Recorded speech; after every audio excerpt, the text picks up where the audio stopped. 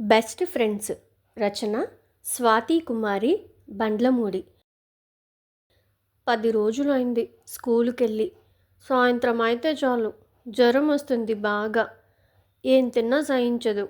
పగలంతా అమ్మ నాన్న షాపుకి వెళ్ళిపోతారు కాబట్టి అమ్మ అన్నం వండి మందు బిళ్ళలిచ్చి నన్ను పక్కింట్లో సుశీలమ్మమ్మ దగ్గర వదిలేసి వెళ్తుంది.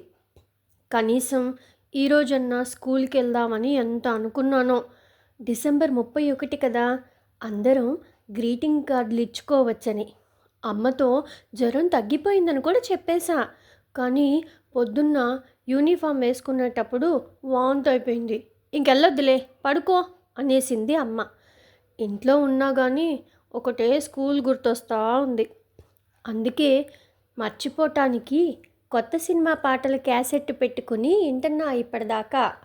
కొద్దిగా చల్లేస్తుంది. చెల్లి కూడా వచ్చేసింది ఇంటికి. తింటాకి మళ్ళీ అరటికాయలేనా? నాకు కూడా జ్వరం వస్తే బాగుండేది, బత్తాయి రసం ఇచ్చేవాళ్ళు నీకిచ్చినట్టే అని ఏడ్చింది. ఇద్దరం వాకిట్లో నించుని షాపు నుంచి అమ్మ వస్తుందని చూస్తూ ఉన్నాం. రాగానే చెల్లి ఎక్కడ అమ్మతో గొడవ వేసుకుంటుందో అని నాకు భయంగా ఉంది. అది ఇంకా ఆగలేక సందు చివరి దాకా వెళ్ళి చూస్తూ ఉంది. సడన్గా పరిగెత్తుకొచ్చి ఆయాసపడతా, అక్కాయ్, అమ్మతో పాటు నీ ఫ్రెండ్స్ కూడా వస్తున్నారు అని చెప్పి లోపలికి పరిగెత్తింది. గబగబా వైరు కుర్చీ ఎక్కి అటక మీద నుంచి చాప తెచ్చి వసారాలో వేసింది. 2 గ్లాసుల్లో మంచినీళ్లు ముంచుకొచ్చింది. నా ఫ్రెండ్స్ వస్తే భలే హుషారు దీనికి అనుకున్నా. శివలక్ష్మి, రత్న వచ్చారు అమ్మతో పాటు. నాకు గ్రీటింగ్ కార్డులు ఇద్దామని వచ్చారంట. సుందరకాండ సినిమాలో అపర్ణ ఫోటోలోనే తెచ్చారు ఇద్దరు. To Jyoti, happy new year 1995 అని రాసిచ్చారు స్కెచ్ పెన్నుతో. నేను కళ్ళజోడు పెట్టుకొని అపర్ణలాగా చిన్న పిల్లలాగా ఉంటానని అంటారు స్కూల్లో అంతా. ఈసారన్నా ఎవరన్నా మీనా ఫోటో ఉండే కార్డులు ఇస్తే బాగుండనుకున్నా. వాళ్ళు నా కోసమని అమ్మతో కలిసి వస్తుంటే మల్లీశ్వరి ఎగతాళి చేసిందంట. ఏమ్మా, ఎప్పటి నుంచి మీ ముగ్గురు బెస్ట్ ఫ్రెండ్స్ అయింది అని. కుళ్ళుబోతు మొహంది. నాకు బాగోలేదనన్నా అలగడం మానేసి నాతో మాట్లాడిద్దేమో అనుకున్నా. ఛీ, నేను మీకే కార్డులు కొనలేదే అన్నాను. ఏం కాదులేవే, తొందరగా స్కూల్కి రా చాలు అన్నారు.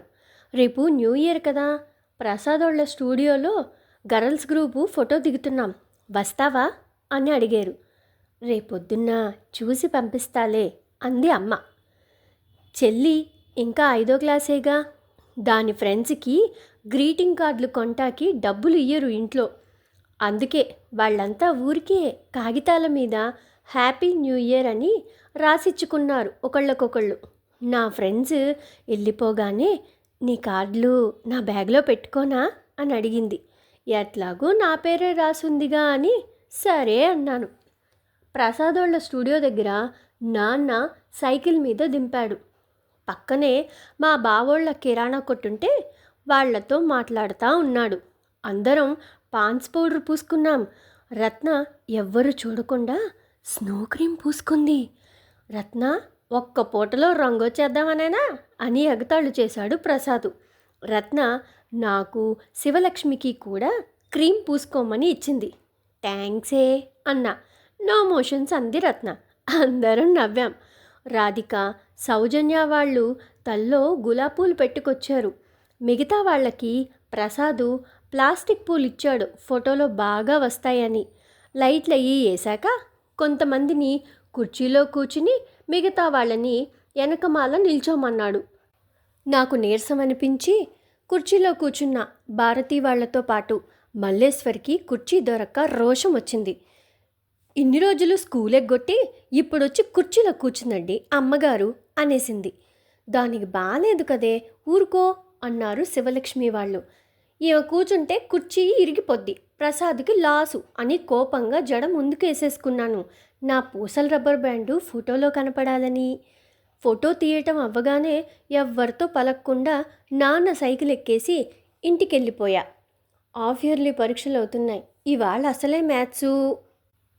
నిన్న రాత్రి ఆల్జీబ్రా లెక్కలు కొన్ని రాలేదు. తొందరగా వెళ్ళి ఎవరితోనన్నా చెప్పించుకుందామని నాన్న సైకిల్ తీసుకొని బయలుదేరా. నాన్న షాపుకెళ్ళేటప్పుడు చెల్లిని నడిపించుకుంటా తీసుకెళ్ళి దింపుతానన్నాడు. అమ్మాయి, సైకిల్ తొక్కుతావా? నీరసం కదా అన్నాడు నాన్న.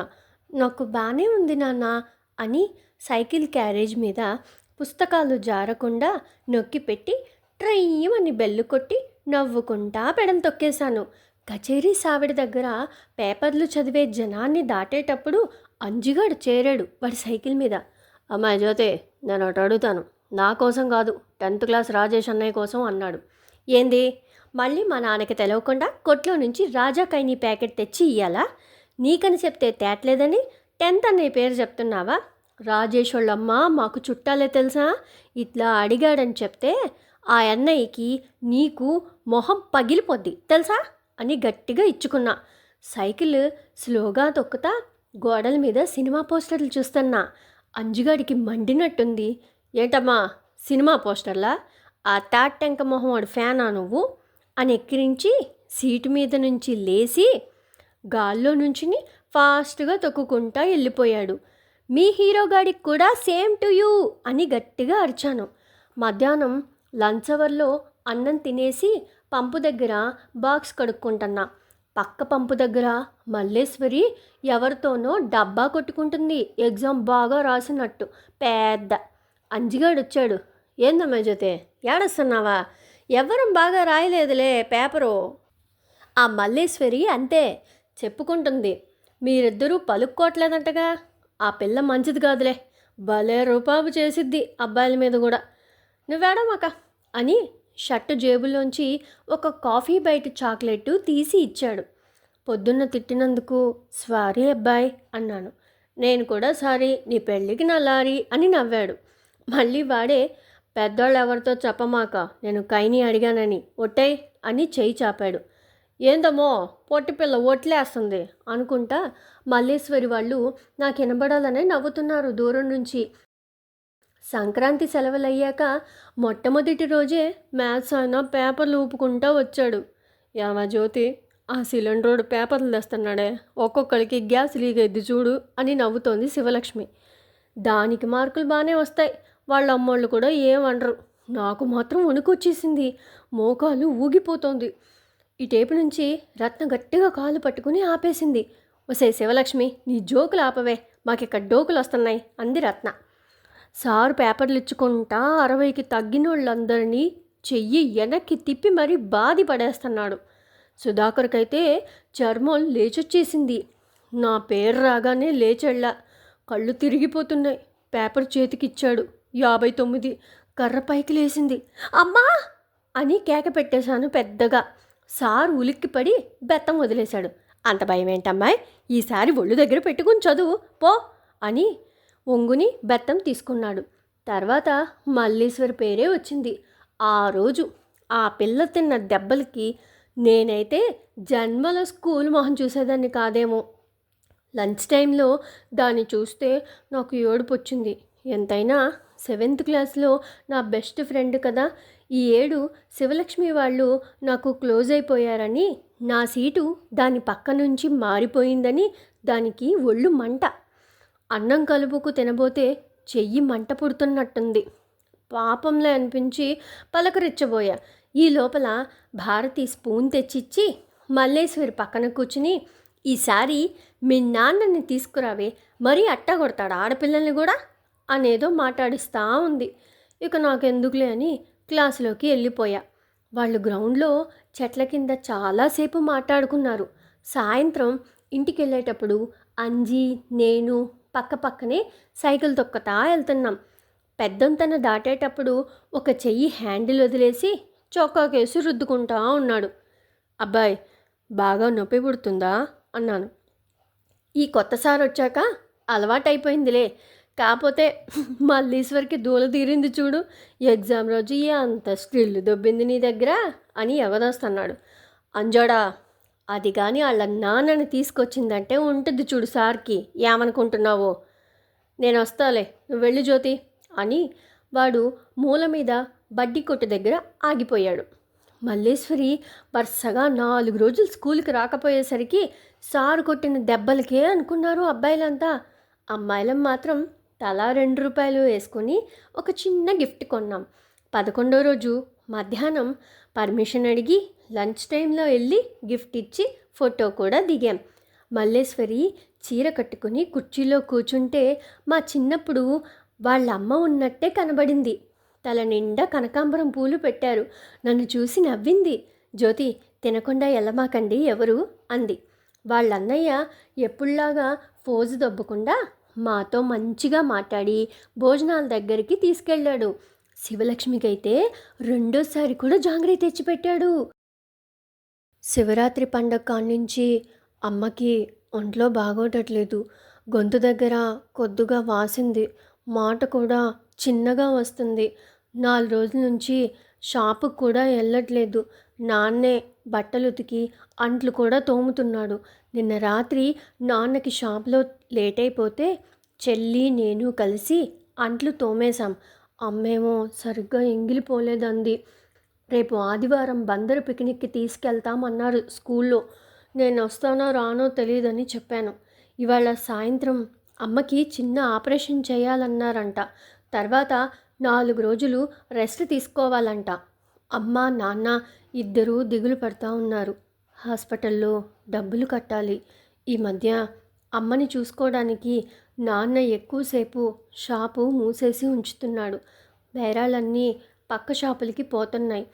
పిక్నిక్ సంగతి చెప్పటానికి నాకు నోరు రాలేదు. చీకటి పడిపోయింది. చెల్లి నేను వాకిట్లో కూర్చుని చూస్తూ ఉన్నాం. నేను అన్నం కూడా వండాను. కాకపోతే కొంచెం అడుగంటింది. కూరేం లేదు కదా, ఆమ్లెట్ వేసుకుందామా అంది చెల్లి.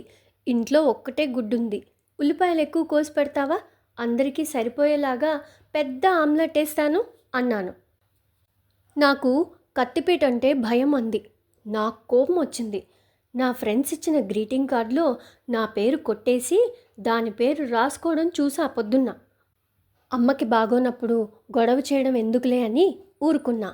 దాన్ని బాగా ఇసుక్కుని నేనే పని చేసుకున్నా. సాయంత్రం ఇంటికి వచ్చేటప్పుడు కూడా రేపు ఎట్టోగొట్టా రావే అన్నారు ఫ్రెండ్స్ అందరూ. అందరూ ఇళ్లల్లో చెప్పి ఏదో ఒకటి వండించుకొని తీసుకొస్తామన్నారు. నేనేం తేలేను కదా. మా అమ్మకి బాగోలేదని నాకు బాధగా ఉంది. పక్కింటి సుశీల అమ్మమ్మ పలకరించింది. అమ్మోళ్ళు ఇంకా రాలేదా అని. భయమేస్తుంది మామ అంది చెల్లి. అమ్మమ్మ వచ్చి మా పక్కన కూర్చుంది. కొంచెం సేపట్లో అమ్మ నాన్న వచ్చారు. అమ్మకి గొంతు మీద ఏదో బ్యాండేజీలాగా ఉంది. మజ్జిగన్నం మెల్లిగా తింది. నాన్న మేము అన్నాలు తింటున్నాం. సుశీలమ్మమ్మ మళ్ళా వచ్చి పెద్ద స్టీల్ క్యాన్లో పాలిచ్చి వెళ్ళింది. నాన్న ఆ పాలన్నీ పొయ్యి మీద పెట్టి కాస్తన్నాడు. ఇప్పుడెందుకు నాన్న అని అడిగాను. తోడు పెడదామమ్మాయి, రేపొద్దున్న పిక్నిక్లో అందరికీ పెరుగు తీసుకెళ్దువు, అమ్మ పంపించమంది అన్నాడు. చెల్లి పరిగెత్తుకుంటా పక్క సందులో మా ఫ్రెండోళ్ళ ఇంటికి వెళ్ళింది. మా అక్క పిక్నిక్కి వచ్చిద్ది రేపొద్దున్న అని చెప్పటానికి. నాకైతే ఇంకా నిద్ర పట్టలేదు. తెల్లారిపోయిందేమో అని పద్దాకా కదలుతూనే ఉన్నా. బస్లో అంత్యాక్షరి ఆడుతున్నాం.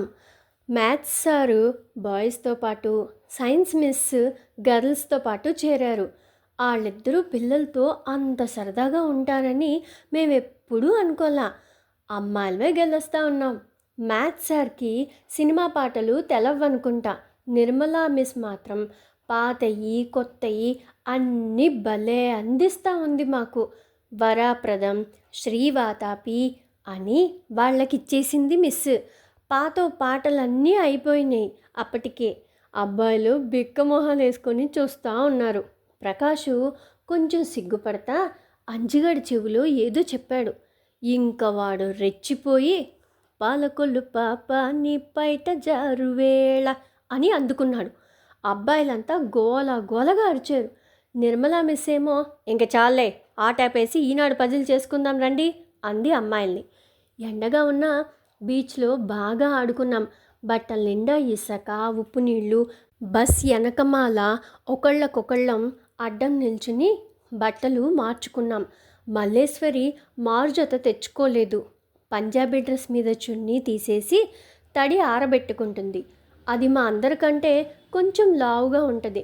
అంజిగాడొచ్చి, ఏంటమ్మాయి ఆ చమ్కీల డ్రెస్సులు వేసుకుని తిప్పుకుంటా తిరుగుతున్నావు, శివరాత్రి ప్రభబళ్ళ మీద డ్యాన్సులు వేసేవాళ్ళలాగా అని దూల మాటలు కోస్తున్నాడు. నాకు మండుకొచ్చింది. అంజిగా, అది కానీ గుద్దిందంటే గుద్దుకే సస్తావు అని దాన్ని టేపుకి లాక్కొచ్చేశాను. బీచ్ దగ్గర నుంచి బస్ ఎక్కి మళ్ళీ శాలోం చర్చి తోటలో భోజనానికి దిగాం. అందరం తెచ్చుకున్నవన్నీ అక్కడ పెట్టుకుని మట్టి నేల మీద చున్నీలు దుప్పట్లు వేసుకొని కూర్చున్నాం. పద్మ వాళ్ళమ్మ బంగాళదుంపలు వేపుడు చేసి పంపించింది. రాజేషు పెద్ద ప్లాస్టిక్ డబ్బాలో వడియాలు తెచ్చాడు. అమ్మకి నీరసం తగ్గిపోయాక వడియాలు లేపమని అడగాలి. అమ్మ గుర్తొచ్చి దిగులేసింది. పొద్దున్న నేను బస్ ఎక్కేసరికి లేవలేదు. జడేసుకోవటం చేతకాక పోనీటైలే కట్టుకున్నా. క్లిప్ భలే స్టైల్గా ఉంది జ్యోతి అంది నిర్మలా మిస్. నేనేం వండించుకుని రాలేదే అని కొంచెం సేపు సైలెంట్ అయిపోయా. నన్ను చూసి మల్లీశ్వరి, శివలక్ష్మి వాళ్ళు దగ్గరకొచ్చి, నువ్వు తెచ్చిన పెరుగు బాగా మీగడ కట్టింది, సారు కూడా బాగుందన్నారు అని చెప్పారు. మల్లేశ్వరి చాలాసేపు నా పక్కనే కూర్చుని, ఆంటీకి తగ్గిపోయిద్దిలే, ఏమన్నా కావాలంటే చెప్పు, నేను మీ ఇంటికి వచ్చి హెల్ప్ చేస్తా అంది. నాకు చాలా ఏడుపు వచ్చింది. నా చెయ్యి పట్టుకుని మల్లేశ్వరి కూడా ఏడ్చింది. ఇంటికి వచ్చేసరికి వాకిట్లో కళ్ళాపి జల్లి సందెకర్ర ముగ్గు వేసింది. చెల్లి నిద్రపోకుండా నా కోసం ఎదురు చూస్తూ ఉంది. బీచ్లో ఏరుకొచ్చిన శంఖం గవ్వలు దానికి ఇచ్చాను. అక్కాయ్, ఊరు నుంచి రాధపిన్ని వచ్చింది, అమ్మకి తగ్గేదాకా ఉండిద్దంట, బంగాళదుంప వేపుడు కూడా చేసింది అని నవ్వుకుంటా చెప్పింది. పిన్ని అని అరుస్తా లోపలికి పరిగెత్తాను.